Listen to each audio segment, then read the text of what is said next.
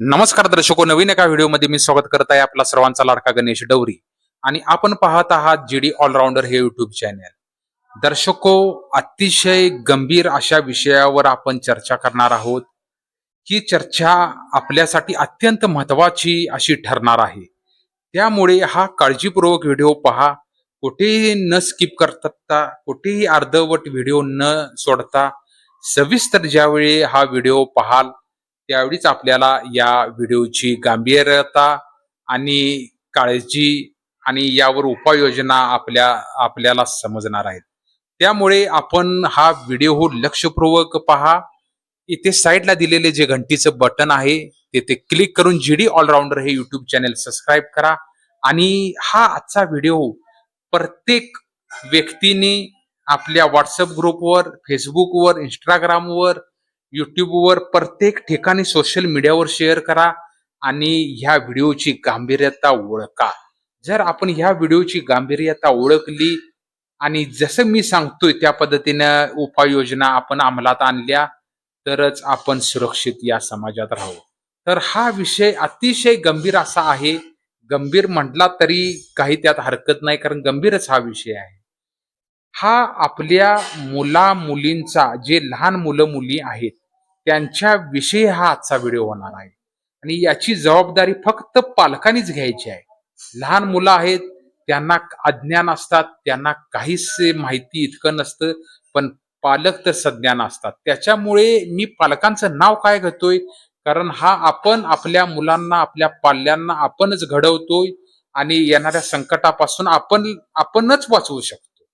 त्यामुळे आजचा विषय आहे बाल लैंगिक अत्याचार, पालकांनी कोणती सावधानता बाळगावी. ह्या विषयावर आज आपण बोलणार आहोत. परत एकदा मी तुम्हाला विषयाचं नाव सांगतो. बाल लैंगिक अत्याचार, पालकांनी कोणती सावधानता बाळगावी. या विषयावर आज आपण चर्चा करणार आहोत. त्या अगोदर, चर्चा करण्या अगोदर मी एक मार्मिक माहिती आपल्याला मी सांगणार आहे. ते आपण काळजीपूर्वक ऐका.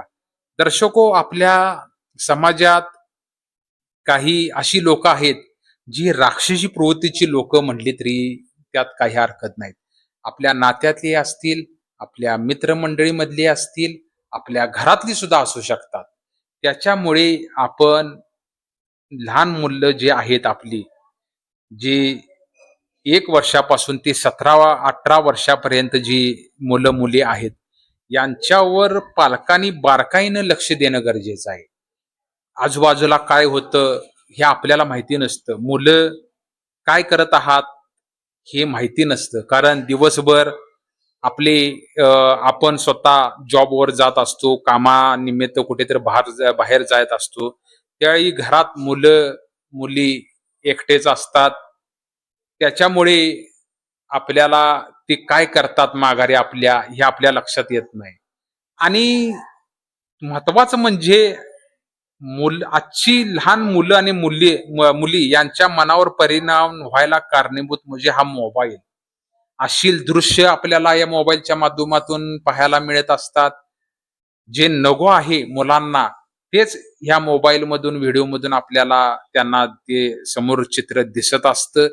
याच्यामुळे मुलांची मानसिकता ही बिघडत चाललेली आहे.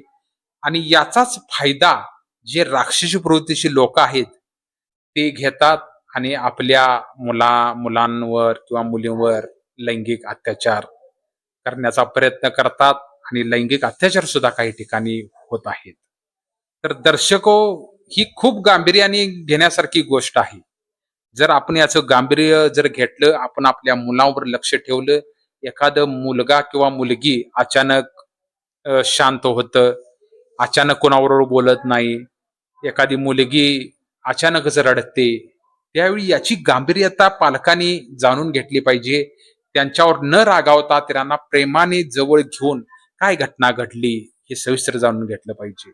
अत्याचार करणारे हे कोणी लांबचे नसतात, आपल्या जवळचेच असतात. त्याच्यामुळे आपण जवळचे असले म्हणून काय करू, कसं सांगू हे न करता आपण आपल्या पाल्यांच्या पाठीमागं उभा राहणं हे पालकाचं काम असतं. त्यामुळे ह्या व्हिडिओची गांभीर्यता तुम्ही जर लक्षात घेतली तरच होईल. आणि पहिल्यांदा म्हणजे महत्वाचं म्हणजे मोबाईल. हा मोबाईल आपल्या पाल्यांना तुम्ही देऊच नका. 1 ते 17 वर्षापर्यंत मोबाईल अजिबात देऊ नका. कारण ह्या आत्ताचं ए आय दृश्य, ए आयचं भविष्य, ए आयचं युग जरी म्हटलं तरी काही हरकत नाही.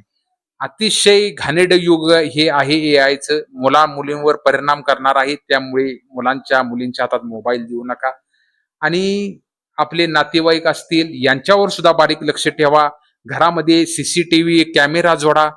मुला मुलींच्यावर बारीक लक्ष ठेवा. त्या ते काय करतायत, त्यांच्यावर काय चुकीचं घडत नाही का याच्यावर बारीक लक्ष ठेवा.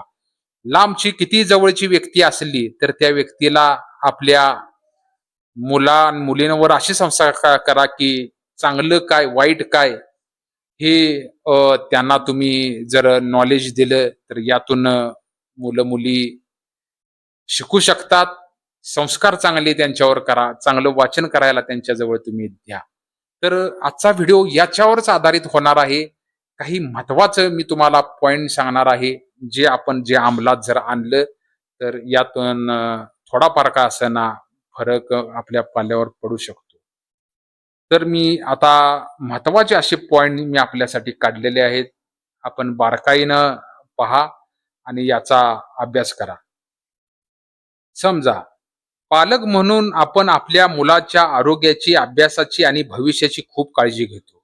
पण आपण त्यांना अशा एका धोक्यापासून सुरक्षित ठेवण्याच्या तयारी करत आहोत का, जो त्यांच्या आजूबाजूलाच असू शकतो? विषयाची ओळख आता बघा काय आहे. आज आपण एका अशा संवेदनशील, एक अत्यंत महत्वाच्या विषयावर बोलणार आहोत, ज्यावर उघडपणे बोलणे प्रत्येक पालकासाठी गरजेचं आहे. तो विषय म्हणजे बाललैंगिक अत्याचार आणि पालकांनी बाळगावयाची सावधानता. माझा उद्देश हा आहे, व्हिडिओ पाहिल्यानंतर तुम्हाला समजेलच की आपल्या मुलांचे रक्षण कसे करायचे आहे आणि त्यांच्याशी या विषयावर संवाद कसा साधायचा आहे.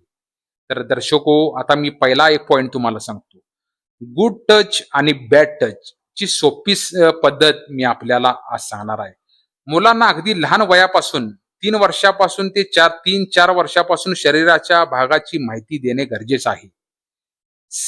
स्मिथ सूट नियम. पालकांनी मुलांना सांगावे की ज्या भागात आपण सिम सूट किंवा कपड्याने झाकतो ते आपला खाजगी भाग, प्रायव्हेट पार्ट आहे. तेथे कोणालाही हात लावण्याचा, पाहण्याचा किंवा फोटो काढण्याचा अधिकार नाही. अपवाद डॉक्टर तपासणी करताना, तेही आपल्या आई बाबांसोबत. सुरक्षितता आणि असुरक्षितता स्पर्श. Good touch. आईने मारलेली मिठी, बाबांनी पाठीवर दिलेली थाप किंवा शिक्षकांनी दिलेले शाबासकीचं कौतुक, ज्यामुळे आनंद आणि सुरक्षा वाढते. बॅड टच बघा. ज्या स्पर्शामुळे भीती वाटते, संकोच होतो किंवा गुपित सिक्रेट ठेवायला सांगितले जाते, हे बॅड टच म्हणतात. मुख्य भाग तुम्हाला आता मी समजावून सांगतो. मुलामध्ये दिसणारी धोक्याची लक्षणे. अनेकदा मुले भीतीपोटी बोलू शकत नाहीत, पण त्यांच्या वागण्यातून बदल दिसतात. पालकांनी या गोष्टीकडे लक्ष दिलं पाहिजे. तर अशा गोष्टी काय काय घडू शकतात आपल्या मुलांबरोबर बघा. अचानक शांत होणे किंवा चिडचिडी करणे, नेहमी हसणारं मूल अचानक कोणाशी न बोलता एकांत बसू लागणे, विशिष्ट व्यक्ती किंवा जागेची भीती, एखाद्या नातेवाईकाकडे, शेजाराकडे किंवा मित्राकडे जाण्यास मुलाने अचानक नकार देणे किंवा त्याला पाहून घाबरणे, हे सुद्धा वाईट लक्षण आहे मुलांमध्ये. झोपेत बदल. रात्री अचानक दचकून जागे होणे, अंथरुणात लघवी करणे किंवा भयानक स्वप्ने पडणे, शारीरिक तक्रारी, पोटात दुखणे, डोके दुखणे, अशा तक्रारी वारंवार करणे, ज्याचे कोणतेही वैद्यकीय कारण नसते, हे केवळ मानसिक तणावामुळे असू शकते. तर आता मुख्य भाग बघा. पालकांनी घ्यायची काळजी आणि सावधानता बघा काय आहे. गुपित गुपित ठेवू नका. मुलांना हे शिकवा की जर कोणी तुम्हाला हे आईबाबांना सांगू नको, हे आपल्या दोघांमध्ये गुपित आहे असे म्हटले तर ते गुपित अजिबात ठेवायचे नाही, कारण घरात कोणतेही गुपित चालत नाही, हे पालकांनी मुलांना सांगितले पाहिजे. दुसरं, मुलांच्या बोलण्यावर विश्वास ठेवा. जर मुलाने कधीही एखाद्या व्यक्तीबद्दल तक्रार केली किंवा काही अजब सांगितले तर ते आपले नातेवाईक आहेत, ते असे कसे करतील असे म्हणून मुलांना गप्प करू नका. त्याची पूर्ण ऐकून घ्या आणि त्यांच्यावर विश्वास दाखवा. हे महत्वाचं आहे पालकांसाठी. अनोळखी व्यक्ती आणि ओळखीची व्यक्ती.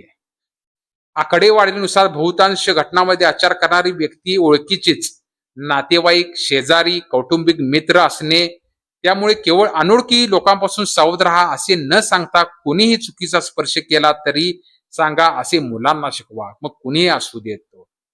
इंटरनेट आणि सोशल मीडिया सुरक्षितता. मुले मोबाईलवर काय पाहत आहेत, कोणाशी चॅट करत आहेत यावर लक्ष ठेवा. ऑनलाईनच्या माध्यमातून मुलांचे मानसिक किंवा लैंगिक शोषण होऊ शकते. ऑनलाईन बळजबरी करू नका. मुलाची इच्छा नसेल तर त्याला कोणत्याही नातेवाईकाच्या सक्तीने मिठी मारायला किंवा किस करायला सांगू नका. मुलाला स्वतःच्या शरीरावर स्वतःचा अधिकार आहे असल्याचे समजले पाहिजे. हे सुद्धा आहे. आता याच्यावर ही आता तुम्हाला मी माहिती सांगितलेलीच आहे. तर आपल्याला एक कायदेशीर बळ सुद्धा आपल्याला महाराष्ट्र शासनाने, भारत सरकारने दिलेलं आहे. तर ते कायदेशीर बळ काय आहे बघा. हेल्पलाईन काय आहे हे मी तुम्हाला सांगतो. पॉक्सो कायदा. पॉक्सो कायदा पालकांना सांगा की भारतामध्ये लहान मुलांच्या सुरक्षतेसाठी पॉक्सो कायदा अतिशय कडक आहे. यामध्ये पीडित मुलाची ओळख गुप्त ठेवली जाते, गुन्हेगाराला कठोर शिक्षा होते.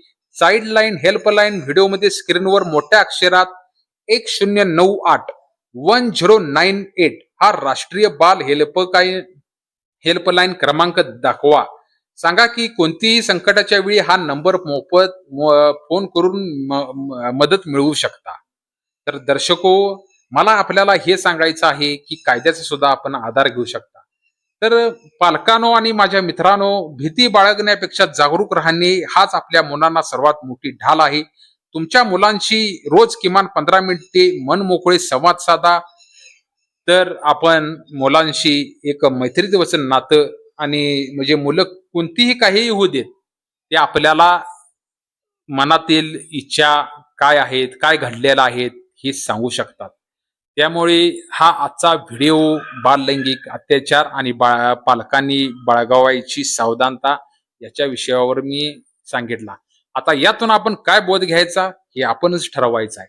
कारण हल्ली भारतात, महाराष्ट्रात इतके अत्याचार वाढलेले आहेत. ते आसुरी पद्धतीचे नराधम या समाजात फिरत आहेत.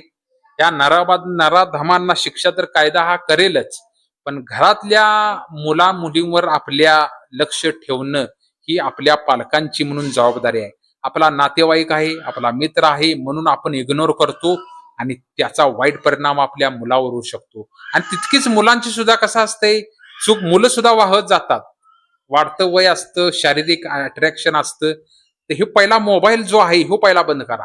हा मोबाईलमुळे सगळं घोळ होतो आणि असं वाईट काहीतर घडतं. 5वी-6वीची मुलं प्रेमात पडतात. काय म्हणजे काय हे आता काय करायचं? याच्यावर न बोलण्याच्या पलीकडे अशा गोष्टी आहेत. कोणामुळे? हे मोबाईलमुळे, चॅटिंगमुळे. तो बघतोय, तो हे असं हे शिक्षण देऊ नका. छत्रपती शिवाजी महाराजांची पुस्तके त्यांना वाचायला द्या. चांगलं छत्रपती संभाजी महाराजांची पुस्तकं त्यांना वाचायला द्या. त्यातून मुलं आपली कशी घडतील याच्यावर लक्ष केंद्रित करा. आणि आजचा व्हिडिओ मला एक छोटा मेसेज दाखवायचा. बऱ्याच गोष्टी मी सांगू शकलो असतो, पण काही मी अशा गोष्टी आहेत ह्या युट्यूब, सोशल मीडियावर बोलू शकत नाही. त्यामुळे मी आपल्याला मार्मिक पद्धतीने सांगितलेलं आहे. तर हा जर आजचा व्हिडिओ तुम्हाला कसा वाटला हे मला कमेंट करून सांगा. डिस्क्रिप्शन मध्ये सुद्धा मी अशी सविस्तर माहिती देणारच आहे.